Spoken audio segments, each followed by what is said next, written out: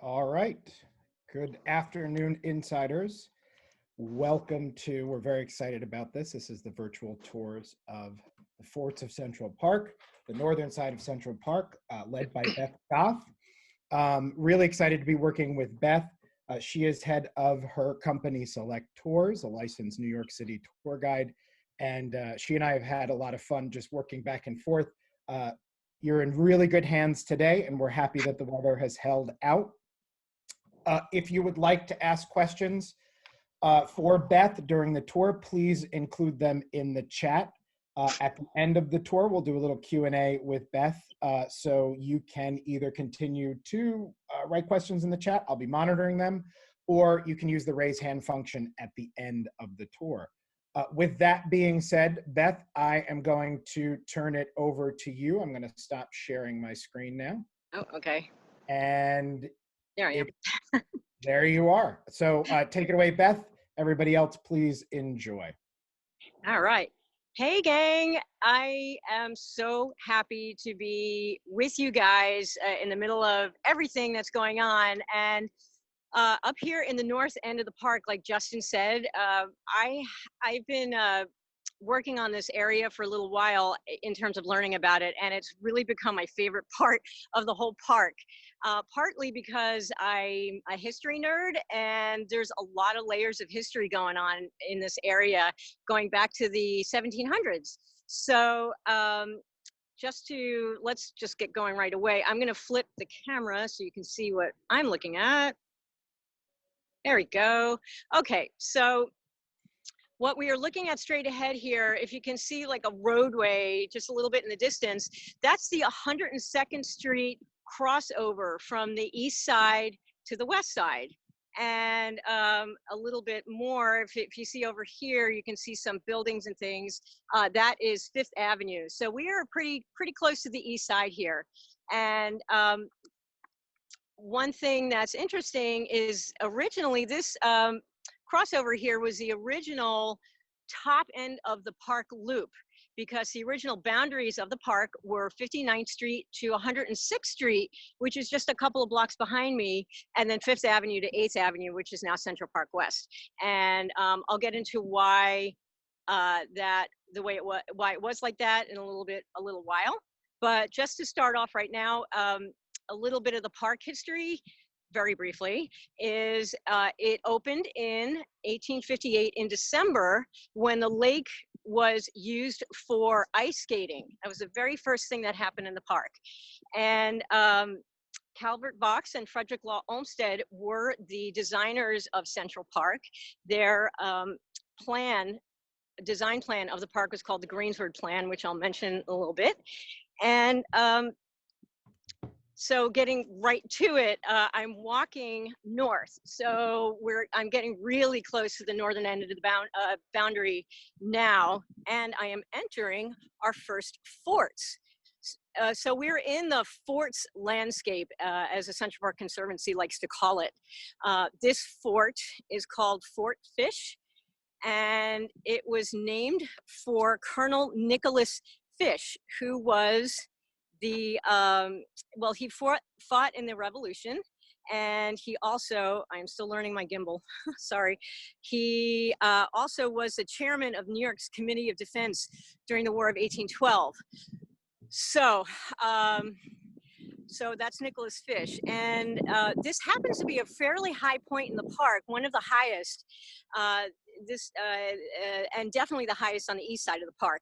And there's a reason for that as well, so we'll talk about that later. But right now, to give you an idea, all these trees here, see how we're at the treetop level? I mean, we're pretty high up here, and there's a pretty steep ravine going down toward the west, and that is the North Woods. That's our eastern end of the North Woods, which unfortunately we can't visit today, but maybe some other time. But right now, immediately, I'm going to talk quickly about this bench here. This is called the Green Bench, and most Central Park birders know this bench because it's a good landmark in terms of talking about where good birds are, because we're by the North Woods and this is a good birding spot. I love to go bird watching. but it's named in the honor of Andrew Haswell Green, which I'll bet a lot of you guys know who he is because you're New York experts. But Andrew Haswell Green, for those of you who don't know, is considered the father of greater New York City. His big project was to consolidate all of the sort of outer areas, which are now the boroughs, but they were towns at one time. He had them consolidated all into one big city, New York City. So 5 boroughs: Brooklyn, Manhattan, Queens, Bronx, Staten Island. So he was a really important guy in the city. A lot of people don't really know who he is. But he was also very important in the establishment of Central Park. He was one of the original park commissioners. And he was so enamored with the Greensburg plan by Vaux and Olmsted that he decided he wanted to be the controller and manage the money. And it was a good thing for the park, but it really got Frederick Law Olmsted really angry because Olmsted was a sort of pie in the sky kind of guy. He was idealistic. He had all sorts of great ideas, but money was not necessarily part of the equation a lot of the time. So Green was the one who put his foot down and said, no, you can't spend this, you have to spend this, and made Olmsted crazy. But we are lucky that all of these guys were part of the park's creation, because it's like my favorite part of New York City, I have to say. So two last things about Green. These there are 5 trees here. It's kind of hard to see with the backlighting, but there are 5 maple trees here that were planted in honor of the 5 boroughs of the city. And the New York State tree happens to be the sugar maple. These are not, these are red maples, but it's close enough. So in any case, the last thing I want to say is the bench was originally located across the drive in this very lovely spot that you can see in the distance with the, these big containers and piles of grass and dirt. This is currently the Central Park Conservancy composting facility. But back in the day, in 1929, when the bench was placed in honor of Green, it was not. It was like a grassy hillside, and there's a lot more going on with this. But so when the Conservancy came into effect in 1980, and then they started their composting, Mr. Green had to be moved over here into this obscure spot that a lot of people don't really know about anymore.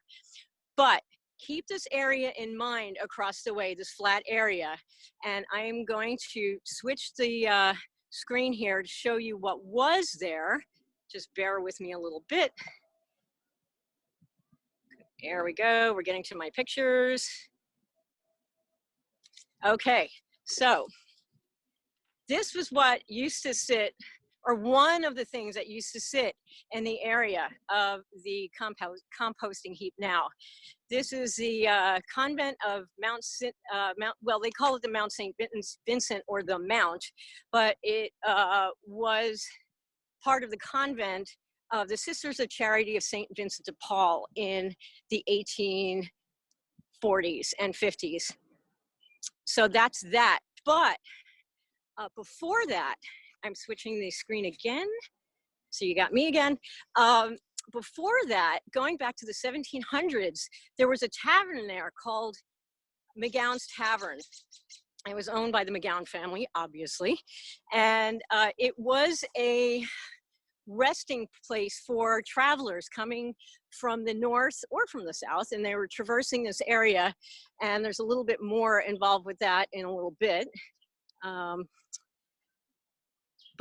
So we had the tavern, and then when it came to the Revolution, American Revolution, 1776, when the British took over the city, they occupied the city for 7, 8 years.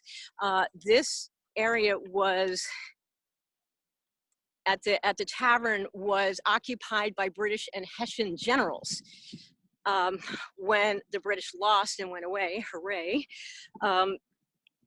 the tavern was then again used as a tavern, And then the sisters came in 1847, bought the building, and then expanded it to create. They expanded to a chapel and laundries and a school. So it was a pretty nice facility over there, and it became very large, if you can recall from that photograph.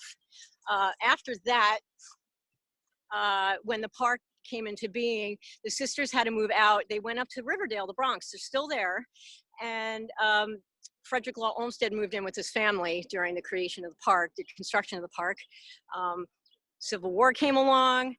The Mount became a Civil War hospital. The sisters came back to help take care of the soldiers that were wounded. And the war ended, the sisters went away again. And it had a couple of other lives as a restaurant and a museum that it burned down. Later on, another tavern was built, and there's some wonderful pictures that I just found last night. It's called McGowan's Tavern. You can find online. It was a 2-story Victorian structure. It was really pretty. So that was there until the early 1900s, and then that was torn down. I don't have an explanation for that. So anyway, there were a lot of lives that this area experienced, and of course, later on, it had Mr. Green, and then our lovely stinky compost heap, which we love because it's good for the park. So if you can see in the distance over there, on to the right, there is a masonry wall, and that is part of that original construction and structure area. So that's pretty neat. That still exists. So turning this way, I want you guys to see, if you can, try to picture this area without trees, without grass, without the park drive over here. So going back to the 18th and 19th centuries, this was a rocky, pretty barren spot. So, and it was high up. So you can see why the military liked it for defensive purposes. And then later, much later on in the park history itself, the area up here, you know, obviously we know the boundary was 106th Street, and actually this hospital building across the way is 106th Street. Beyond this was no park, but the developers at that time realized that this was just not an appropriate place to try and develop and build buildings. It's just much too rocky. It was marshy at the northern end. So nobody was interested in it. So they decided to add this to the park, tack it onto the park. In 1865, I believe it was. So the original acreage of the park was 778. And then when we added the northern section, it became 843 acres. So that's, you know, kind of what our history of that part is. So in terms of the military again, we know that the British were up here using this area for their defenses. And then during the War of 1812, the military here decided that, or were concerned that the British, who we were fighting in the War of 1812, could potentially attack the city from the north and from the east. So these high points again were perfect spots to keep an eye out and defend, if necessary, attacks from these areas. So when I walk up these steps here, we are approaching our second fort called Fort Clinton, which happened to have been named for the governor of New York, DeWitt Clinton. And actually, DeWitt Clinton actually beat out Nicholas Fitch from Fort Fish for that position. So up here, you can see now, we are looking at the northern boundary of Central Park and the Harlem Mere. And then to the east, we're looking at Fifth Avenue. So if you can picture without the trees, without the buildings, if that's possible, there's nothing really that you're looking at from here if you're standing here in 1814. From to the north, it's a plain, so for miles. So you can see farms probably and other small buildings, but you have a pretty good line of sight. And then to the east, you would have the East River, and then you could see the Long Island Sound from here too. And the East River back then reached all the way up to what is 3rd Avenue now. So from 3rd Avenue beyond is the river, and then in from 3rd Avenue is marshland, and you know, low-lying areas. So this is another reason why this wasn't a great area to build, because the Harlemere, which is a lovely lake now, was a marsh, and it was nearly impassable. So there was one road that came through the marsh. It was called the Kingsbridge Road. And I will talk a little bit about that after we leave Fort Clinton here. But there, if you can think about it, try to picture a road kind of winding its way through a very low-lying, mushy, marshy area. It was a tidal marsh, actually. So when the tide went up in the East River, the marsh got higher, and vice versa. So our second fort here, as I said, is Clinton. And these cannon, there's a fun story about these cannon. These are Revolutionary era cannon that came off a ship, a British ship called the HMS Hussar, that sank in the East River at Hellgate, not too far from here, actually. And they were recovered. They don't know how, I mean, there's no real history on it, but they were recovered and eventually donated to the park in 1865 by an anonymous donor. And they were here in the park for many, many years. And the Conservancy decided to finally bring them inside, because they were, you know, they suffered degradations from, you know, years of being outside. And of course, also the vandalism, because there was a lot of that, you know, back in the 70s and such. So they came inside into the Ramble Shed, if you guys are familiar with that. And they lived in the Ramble Shed for many years. But in 2013, the Conservancy had decided overall to restore this whole area. So they restored the cannon, and when the restorers uncapped this top cannon here, and they pulled out the cap, they realized that there was a cannonball in this cannon with wadding and black powder. And this was active powder. So they called the New York City bomb squad right away and said, please help us do this so it doesn't blow up and kill everybody. So the police did. They pulled the powder out, they pulled everything out. They replaced the wadding and the cannon, and they recapped it, sorry, the cannonball. They recapped it, and the Conservancy replaced these two pieces here, and it's a nice, you know, nice reminder of what this area was used for. So I am going to go back down the hill here, well, down the stairs anyway, and also imagine here in this area, lots of military people, lots of soldiers milling around, maybe artillery pieces, maybe tents. There were military, this is a big installation, there were a couple thousand soldiers here back in those times. And it's really kind of crazy to think back then that this happened, because it's such a bucolic, quiet, peaceful spot now. And by the way, War of 1812, there was no action up here. This area saw no fighting. So all this stuff was done for nothing, but that's okay, because it's still really, really cool. So, okay. So I talked about that road, the Kingsbridge Road, which is a post road that went from the southern part of the city up through here, up through Harlem, and all the way up to Albany and Boston. So this was a very important thoroughfare back in the, you know, back in those times. So this is, and okay, so I'm just gonna go straight to a photograph, not a photograph, a drawing that was given to me by one of my tour guide colleagues. Hey, Mark, if you're here. So this is a drawing that was made. Hey, Mark, this is a drawing that was made in 1789, according to the documentation. And there wasn't a whole lot of documentation, but this is McGowan's Pass, again, going back to McGowan's Tavern. And this is a pretty darn good representation of the area. And I'll pull the photo down again in a bit so you can kind of compare. But we've got the rock on the right, the rock on the left is still there.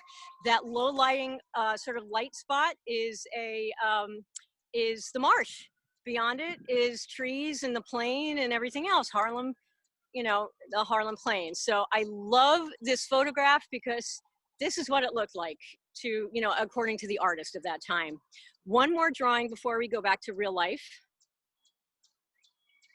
This is the gatehouse that was placed by the military during the War of 1812.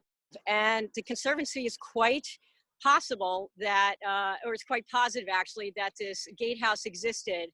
And I will show you why. You know, and I got one, now I'll go back to life. Okay, now we're gonna walk quickly. So remember, here's the rock on the right. Here's the high rock on the, on my left, the rock on the right over here. And right over here, the Conservancy located while they were doing their restoration in 2013, they were just digging around. They weren't doing any archaeology. They were just digging around to place new piping and stuff like that. And they uncovered a piece of, going back to the drive for a second, the pictures. Oops, come back. Yeah, okay, so they uncovered this. This is so cool. This is, they found this foundation and part of the road at McGowan's Pass, right about where I was standing. So this is, they were very excited to locate this. Again, it was wholly by accident that they found this, but so they're quite confident that there was this gatehouse. And one last item that they located is just up this little hill here. And we will, this is the wrong way with the gimbal. Okay, so we're gonna come up here and not fall down the hill and see if we can see holes in the, yes we can. So here's a hole. So there's a whole line of these holes that were drilled into the rock face here. And the Conservancy, now this, they're not quite as positive of, but they want to think that these holes were drilled so that they could insert some sort of stabilizing pieces, iron or whatever they used back then, to stabilize the facing of the gatehouse. So again, we're looking across the way to that rock on the other side. We're looking right across McGowan's Pass here. So this is the real deal. Vaux and Olmsted left the pass just as it was, again, to honor the history of what had happened during the war of, well, both wars actually. And here's another thing, very important in going back to the Revolution, is the army with George Washington, when they had to flee from the Battle of Brooklyn, they fled the British because they did not do very well in that battle. They came all the way uptown along the Kingsbridge Road, and they marched right through this area to head up to Harlem, where they did actually fight the Battle of Harlem Heights, which they won. So then at the end of the war, or when the British evacuated, on Evacuation Day, which was November 25th of 1783, they came back up this road, right through McGowan's Pass, and all the way down to the southern end of the city, where there were all sorts of big celebrations and happiness that the British were gone. And the stories, there was one woman who I believe was a loyalist. Actually, my memory is a little fuzzy on this, but she wrote a diary, and she described the American soldiers traipsing back down the Kingsbridge Road as looking pretty ragged and tired and beat up. And if you can imagine, spending all those years fighting the British, but certainly very, very happy to have beaten the British. And so one other actually, one other thing going back to the cannon and the discovery of the gunpowder in there. I don't know if you guys remember Lou Young from Channel 2 CBS. He actually did a piece on the cannon and the gunpowder, which was really funny. There are printed articles online, but unfortunately the video is no longer there, which is kind of a bummer. So we are approaching our third and final fort. Unfortunately, there were actually 4 forts here in the park. The fourth, well, this one is called Nutter's Battery, and it was named for a guy named Valentine Nutter, who happened to have been a farmer who owned land in this area. The final fort, the last one, which unfortunately we can't visit because it's too far away, is the blockhouse, and it's up there in the sort of northwestern part of the park. And that actually is a structure. That is the remaining physical building from the War of 1812 in the park. And Vaux and Olmsted, thought it was really great to leave it there again in honor of our ability to fight off the British. So over here, I mean, there's not much to say about this spot except it's pretty. And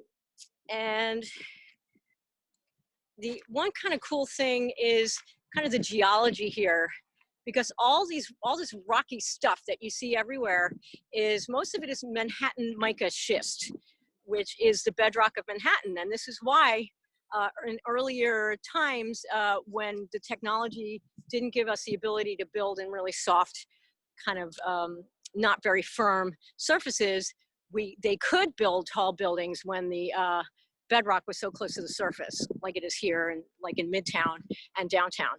So this is schist. But what I notice here, and I'm not a geologist, so don't ask me if I'm right or wrong here, but this rock here, this lighter stuff, is not schist. I think it's granite. So it sort of gives you an idea of kind of the complex geology that exists on this island, this little island here. So I just, that's what I love it. There's so much going on in this park beyond the beautiful trees and lakes and whatever. It just gives you a lot to think about if you're really thinking. So I think that's pretty much everything that I had for you guys. So if you had any questions, I am definitely happy to answer them. Thank you, Beth. Beth, that was awesome, by the way. Thanks. I had never realized that those were fortifications. Who would? I spend an embarrassing little amount of time in the north end of the park. So this was super fun for me, just to see how beautiful and secluded it is. But what we are going to do is, we did not have a lot of questions during the chat. You kept everybody front and center. You did a really great job. But we're having a big debate here. The spelling of McGowan. We see the Conservancy says it's McGowan. Your picture does not have the A.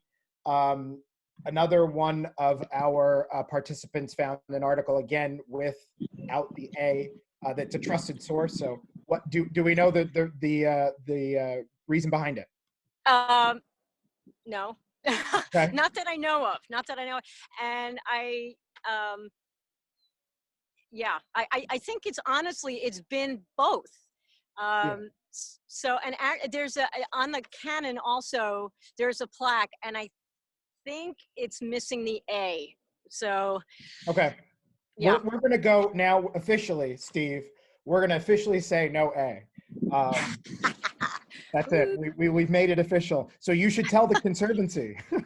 Yeah, no, I will ask because it is a good thing to know. And I'll share if I learn something really specific. Great. You're also getting a ton of wonderful praise from everybody. People really loved it. If anybody has a question for Beth, you can chat it, or I can unmute you if you use the raised hand function. Completely up to you guys. while they are doing that, Beth, where else can we find you? Your YouTube page is great. That's how I saw Beth.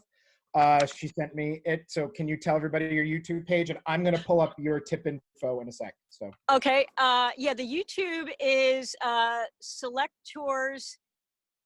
I think it's NYC or underscore NYC. But if you do a search for Select Tours, it will come up. great. Yeah, and so I'm making, little videos and things, and actually I'm going to have another one I'm going to upload about Alexander von Humboldt in another day or two. So yeah, subscribe, like, share, all that stuff, please. Great. Yeah, thank you. Yes, and Michelle just put up on the chat how to tip Beth. And I'm going to put that screen up. Michelle, if you wouldn't mind monitoring if anybody has a question, because I'm going to share the screen. Sure. Give me a sec. Lisa has a question. Beth, are you a historian? Well, in terms of being a history nerd and loving history and being a tour guide, yes, but I'm not employed by a college or anything like that. But I'm always learning. And, honestly, if you guys, I also have a website, selecttoursnyc.com. So if you guys are interested in something and, want to see a video about something, I am really totally willing and able to research for you and, share, because I love doing this stuff. I'll talk a little bit about the image that everyone is seeing. This is the Lasker Rink and Pool. Many of you may know that that the Trump organization had the lease there until I believe it's expiring or has expired. But I took this photograph on a tour with the Central Park Conservancy and New York City Parks when they were announcing the $150 million renovation that's coming to the north. So as part of that, this rink is supposed to be demolished. It's been a long, beleaguered rink for many reasons, maintenance issues, etc. So if you guys walk by here, say your goodbyes. I think things are going to be a bit delayed because of the pandemic, but all the funds for that renovation, I believe, have been already raised, so it's going to be happening, and it'll include some restoration around it as well. The whole north end is going to be drastically different. Yeah, I could actually add a little bit to that. Yeah, please.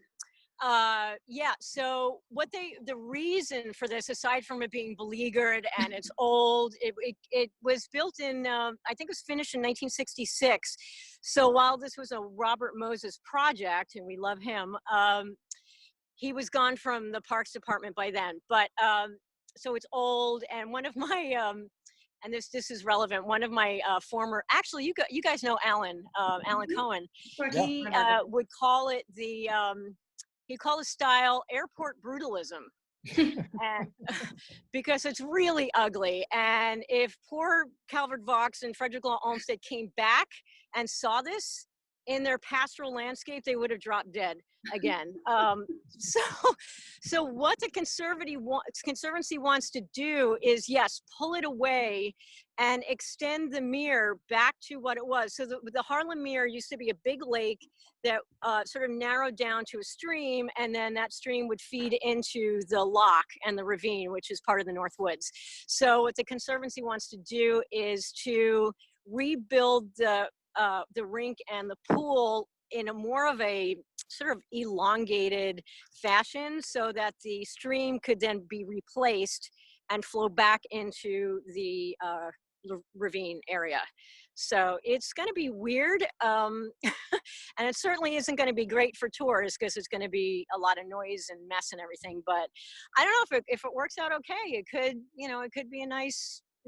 And I will say that the Conservancy, when they restore and renovate, they really do a good job, and they try to keep things back to sort of the ideals of Vaux and Olmsted.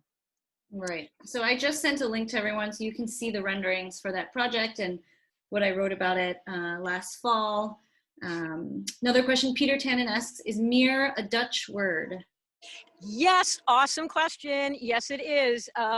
It is a Dutch word, and Olmsted and Vaux wanted to honor the Dutch original colonists here, after our natives, of course, they wanted to honor the Dutch by naming this the Mere. And then inside the inside the North Woods, they called their water body the Loch because it's Scottish. And then, of course, they have other really creative names like the pool and the pond for other water bodies. So, they were creative in some ways and not so much in others. Okay, great. Any last questions from the crowd today? We'd also love to see where everyone is joining from. We had a few people mention at the beginning from San Francisco, from Delaware County, Pennsylvania. But during this pandemic, it's been great to see that people are all around the country, but still tuning in and exploring New York in new ways. Nantucket, Washington State, wonderful. Awesome. Chicago. Yeah. Irvine. I'm sorry, I'm interrupting. I was going to say, keep supporting Untapped Cities, Untapped New York, because you guys are a really great organization. Thank you so much, Beth. We've got Beacon, New York, Arizona, Minneapolis, more from SF, Midtown New York, and I'm French, says Georges. Yeah, bonjour. Orange County, Hudson Valley, a little village of Florida, New York. Florida, New York, that's right. I know Florida, New York. My aunt lived in Florida, New York for a long time. So I'll take this opportunity to also talk about what's coming up next. So tomorrow we have a virtual talk with Francis Tavern about the restoration of that building and the reconstruction of it, with some great historic images. Tomorrow afternoon, we're going to have a talk and video screening of the New York Pavilion in Flushing Meadows, a really beloved building by, I think, all New Yorkers and anyone who's attended the World's Fair or hasn't attended the World's Fair and is like us and are obsessed with it. That's Thursday afternoon at 4. And then Friday, we have, what's going on Friday, Justin? I'm trying to remember.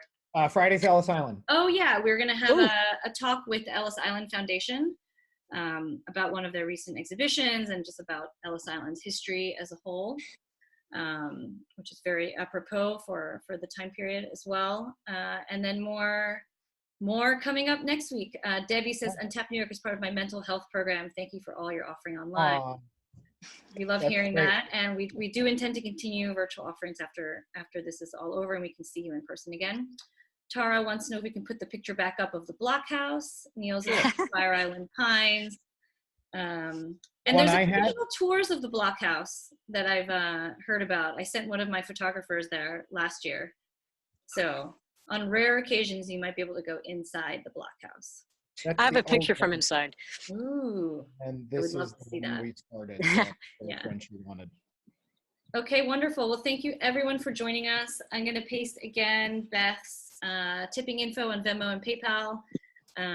And we look forward to having Beth on our in-person tours when this is over. Yes, Beth. Come on. Yeah, as Chief Experience Officer, I'm asking you to join the team officially. So it would be my pleasure. Absolutely. Awesome. Great. We'll talk. George says, thank you guys. Hopefully my French accent is good since I'm married to a French guy. Merci. Okay, great. Well, have a great day, everyone. Hopefully we'll see you tomorrow on one of our 2 events, and see you soon. Bye-bye. Okay, thanks, everybody. Thanks, Au revoir. Thank you.